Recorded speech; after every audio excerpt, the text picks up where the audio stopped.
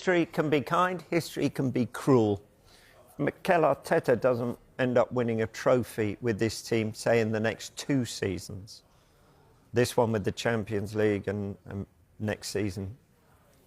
What would history say about him? That he had these chances and couldn't deliver, or that the other teams were just stronger? He's gone up against one of the best managers in world football. But maybe this was the season to do it. Yeah, but what we don't know is where Arne Slot will end up and what he will become in the game.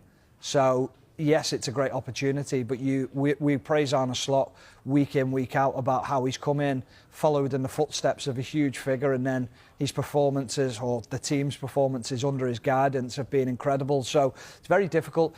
I listened to a couple of radio call-ins the other day, and a lot of Arsenal fans were calling for Arteta to be out. They're not happy. They feel like this was the year. They feel like he's wasted money on players, players who haven't performed at the highest level. But think where Arsenal were when he went in. I mean, this is the harsh reality.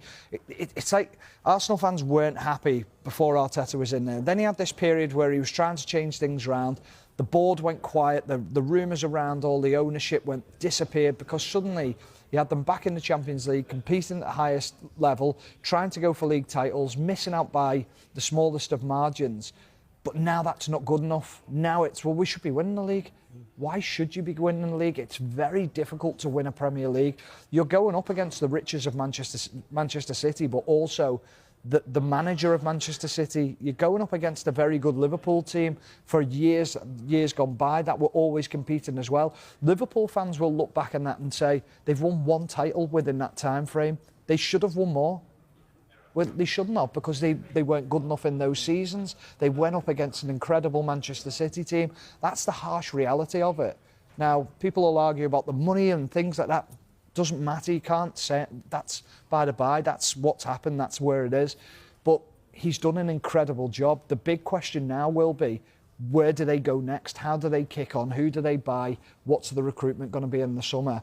But they're still going to finish second this season, or they should finish second, which is still a great achievement, but it's just trying to tip over that line and get there. But a lot of managers do that within the game. They struggle to just get over that line and win a Premier League title. The competitiveness of the Premier League. Results are showing this league this year is more competitive this season. So, Dion and Steph, is that a good thing? Steph, to you first.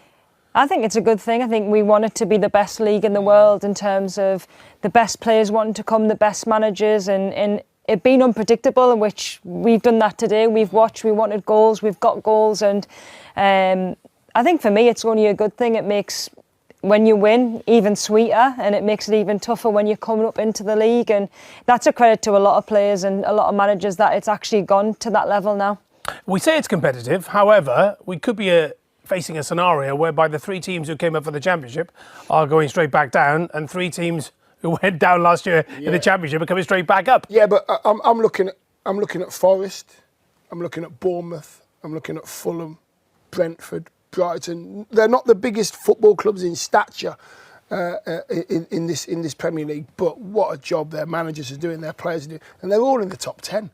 I think it's just outstanding. You've got teams like Man United are struggling, Everton are struggling, Tottenham are struggling, and then you've got managers that are just coaching and making their squads better, even though their squad of players isn't as good as Spurs and Man United, but they're making them better and getting rewards. Yeah, how refreshing that we're talking about the likes of, as Dion says, Bournemouth, Nottingham Forest, competing with the big guns for a place in the Champions League. No, it's a credit to them clubs, and we had a really good conversation before coming on air in terms of, do you think it's because the best players come, but you look at the coaches that are there, and those teams in particular that are not playing their midweek games, I think it's so impressive that you can get the best out of the individual players, and not just the best, you're actually improving them, and they're able to have that consistency week in, week out.